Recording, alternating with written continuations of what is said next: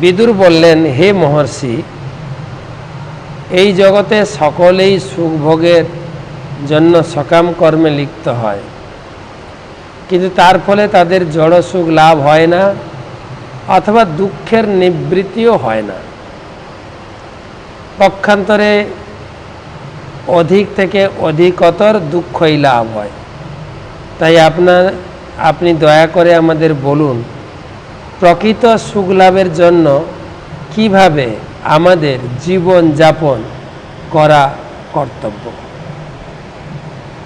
কিসে সুখ হবে তাতে বলুন। এটা তো জাগতিক লোকের চিন্তা ভাবনা। প্রকৃত সুখ কিসে লাভ হবে? আমাদের আজকে আলোচনার বক্তব্য এটাই, সুখের সন্ধানে। সুখায় কর্মাণি করোতি লোক। প্রত্যেক ব্যক্তি, লোক মানে প্রত্যেক ব্যক্তি বা এই জগতে প্রত্যেক ব্যক্তি সুখের জন্যই কাজ করছে। প্রত্যেক। আমরাও যখন পড়াশোনা করছিলাম তখন শুনছিলাম, সম্ভবত জ্ঞানদাস কি চণ্ডীদাস, আমি সুখের লাগিয়া এ ঘর বাঁধিনু অনলে পুড়িয়া গেল। সবাই আমরা সুখের পিছনে ছুটছি, সুখের পিছনে সবাই, কিন্তু সুখ অন্তরায়। আগের মতো সুখ শান্তি আর নাই। সুখ যেন আমাদের থেকে অনেক দূরে চলে যাচ্ছে। তাই বিদুর মহারাজ জিজ্ঞাসা করছেন, হে মহাত্মা, জাগতিক লোক সুখায় কর্মাণি করতি লোক। প্রত্যেকটা ব্যক্তি সে সুখের পিছনে ছুটছে। নতই সুখং বন্য দুপারমাম্বা। আর সুখ তো পাওয়া যাচ্ছে না। বলে সুখ পাওয়া তো দূরের কথা, দুঃখের নিবৃত্তিও হচ্ছে না। দুঃখ দুঃখ দুঃখের ভার বা বোঝা কেবল বেড়েই চলেছে। সুখের পিছনে ছুটতে ছুটতে আমাদের বড় বড় টেকনোলজিতে উন্নত দেশগুলো তারাও ফেলিওর হয়েছে। আমাদের না হয় ভারতে টেকনোলজি নেই, অর্থ সম্পদ নেই, শিক্ষার অভাব, শিল্পের অভাব, চাকরির অভাব,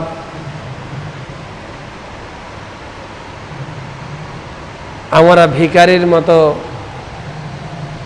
অন্য দেশের কাছে ভিক্ষা চাইছি। নেতা মন্ত্রীরা বিদেশে যাচ্ছেন শিল্প ভিক্ষা, অর্থ ভিক্ষা, টেকনোলজি ভিক্ষা। আমাদের দেশে আসুন, শিল্প কারখানা স্থাপন করুন।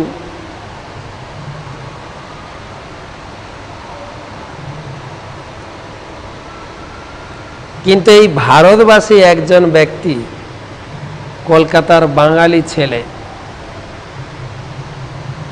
বাংলার ভূমিপুত্র, ইস্কন প্রতিষ্ঠাতা আচার্য, সারা বিশ্বকে সুখের এই বিদুরের যে প্রশ্ন, মৈত্রেয়মুনির উত্তর, সুখ কি করে লাভ করবে, সারা বিশ্বকে শিক্ষা দিয়েছে। সারা বিশ্বকে একটা মন্ত্রে দীক্ষিত করেছেন, চ্যান্ট অ্যান্ড বি হ্যাপি।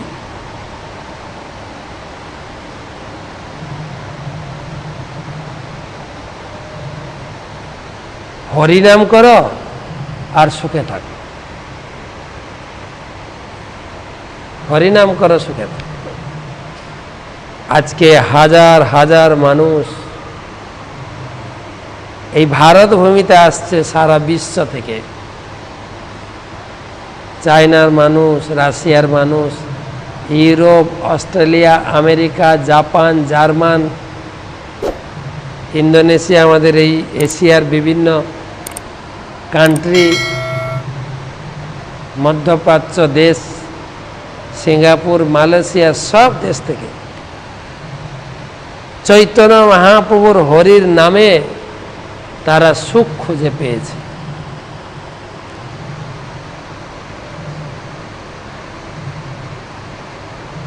বিন্দেত ভূয়স্তত এব দুঃখম, বিন্দু মাত্র দুঃখ যাচ্ছে না।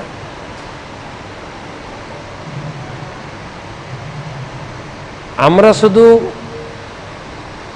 সুখের হাতছানি পাচ্ছি।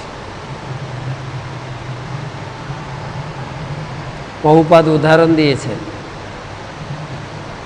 যে একটা গাধার উপরে প্রচুর বোঝা চাপিয়ে গাধার মালিক করেছেন কি, গাধার পিঠের উপরে একটা লাঠি দিয়ে 10 ফিট দূরে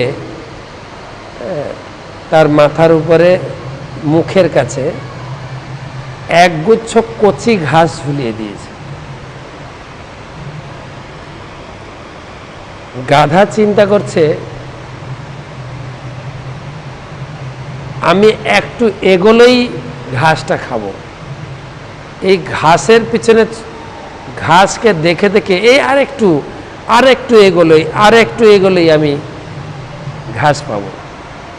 এই করতে করতে হাঁটতে থাকে, সারাদিন বোঝা বইতে থাকে। আমরাও তাই। কিন্তু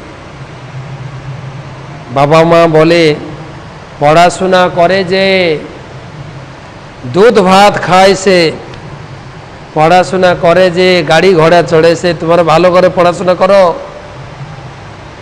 আর ছেলে মেয়েকে পড়াশোনা করার জন্য ওই ঠেলে মেলে 7-8 পর্যন্ত ঠেলে দিলে ও নিজের গতিতে চলতে থাকে।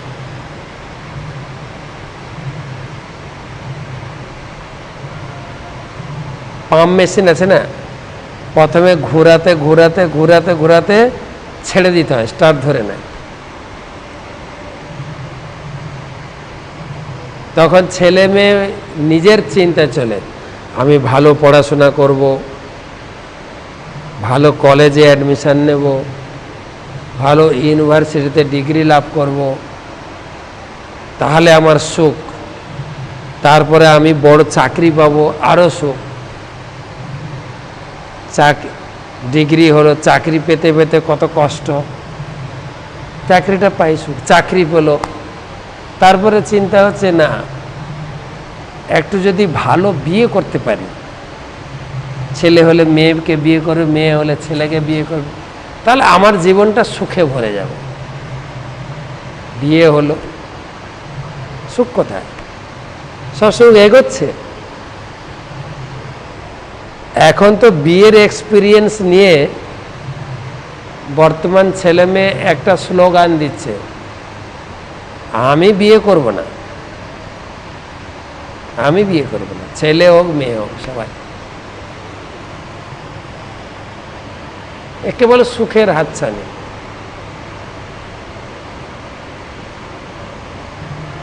সুখ কোথায়? কি সাধারণ লোক সুখ ছাড়া তো কিছু বুঝে না। আপনি বলবেন ভাগবতম পড়ুন, আপনি ভগবত ধামে ফিরে যাবেন।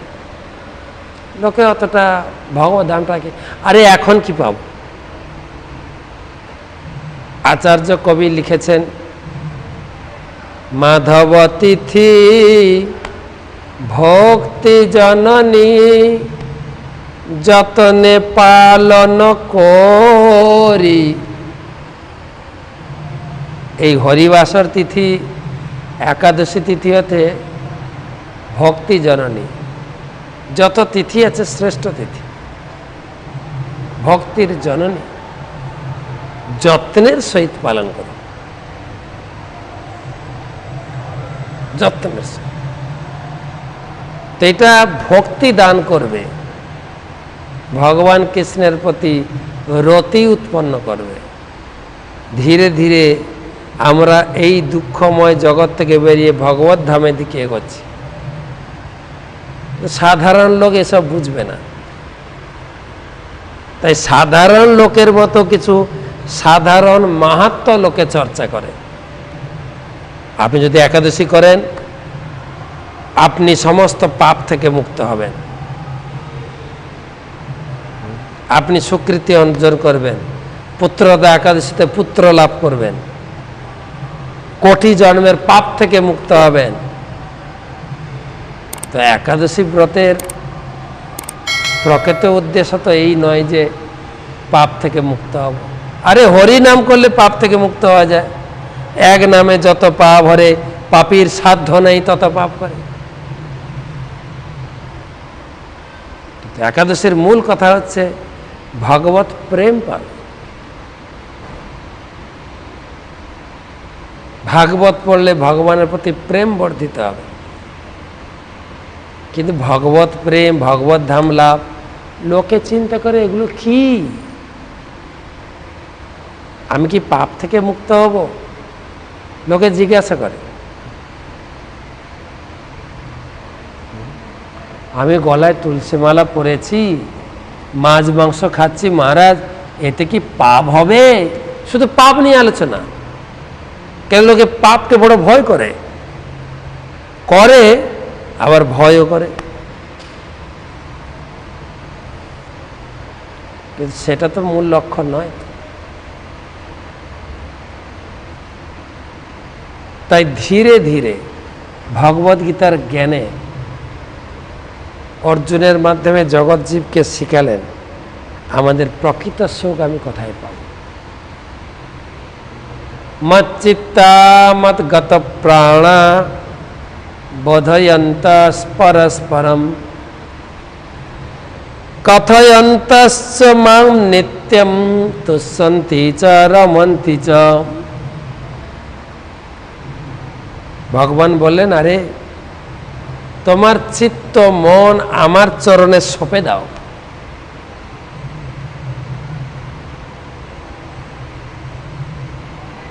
সঁপে দাও, আমি তোমার সব দায়িত্ব গ্রহণ করব। তোমার জীবনের প্রত্যেকটি দায়িত্ব আমি গ্রহণ করব। কিন্তু তুমি যখন এই মন প্রাণ আমাতে অর্পণ করবে না, তুষ্যতির মতো তুমি আনন্দ পাবে অন্তর থেকে, আর সুখে থাকবে। সুখের পিছনে ছুটছি, সুখের চাবিটা হারিয়ে ফেলেছি, চাবিটার নিচে পড়ে গেছে। সুখের চাবি হচ্ছে ভগবদ গীতা। নিয়মিত ভগবদ গীতা পড়ুন। ভগবান বলছেন, বিশেষ করে এই একাদশী দিনে কেউ যদি গীতা ভাগবতম পড়ে, তার এই গীতা ভাগবতম পাঠে আমি এত তুষ্ট হই, তীর্থ ভ্রমণ যাগ যজ্ঞেও আমি তুষ্ট হই না। এবং গীতায় ডাইরেক্ট ভগবান বললেন, নাস্তি বুদ্ধি অযুক্তস্য ন চ অযুক্তস্য ভাবনা ন চ অভাবয়ত শান্তি অশান্তস্য কুত সুখম। যে ভগবত গীতা পড়ে না, ভগবত গীতার নির্দেশে নিজের জীবনকে পরিচালিত করে না, সে সুখের আশা করে কি করে?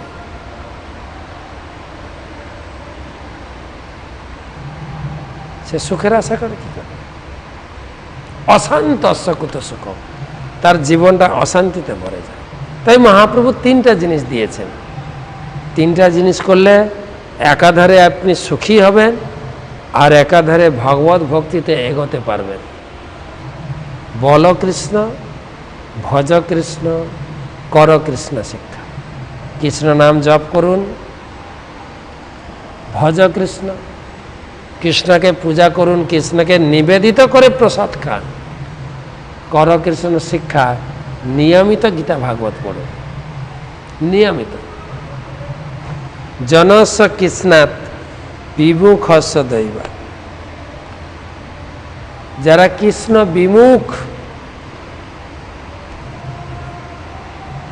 তাদের অনুগ্রহ করার জন্য, তাদের জীবনে সুখ প্রাপ্তির জন্য আপনারা অনুগ্রহ করে চরন্তি ন্যূনম, চরন্তি মানে বিচরণ করে,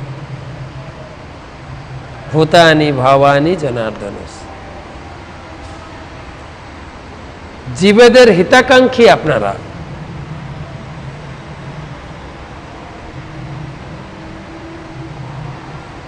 আপনারা হিতাকাঙ্ক্ষী, তাই আপনি বলুন জীবের প্রকৃত সুখ কিছু লাভ হবে। তৎসাধু বর্জম, হে সাধু শ্রেষ্ঠ,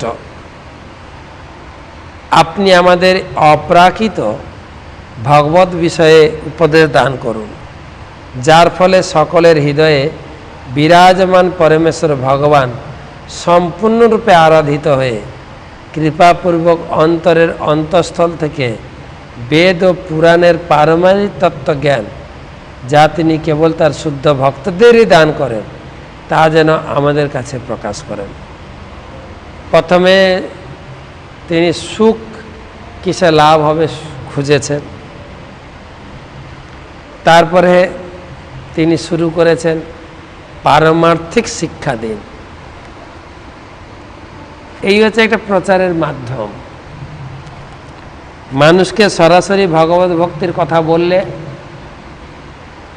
তারা নিতে পারে না, তাই প্রথমে কিছু সুখের কথা বলতে হয়, তার জীবন পথে এগিয়ে নিয়ে যাওয়ার জন্য কিছু গাইডলাইন দিতে হয়। এই জগতে কোনো কিছুর অভাব নেই, আমাদের যা প্রয়োজন তার থেকে বেশি আছে, কিন্তু চাহিদার তুলনায় কম আছে। আমাদের চাহিদা যে বেশি।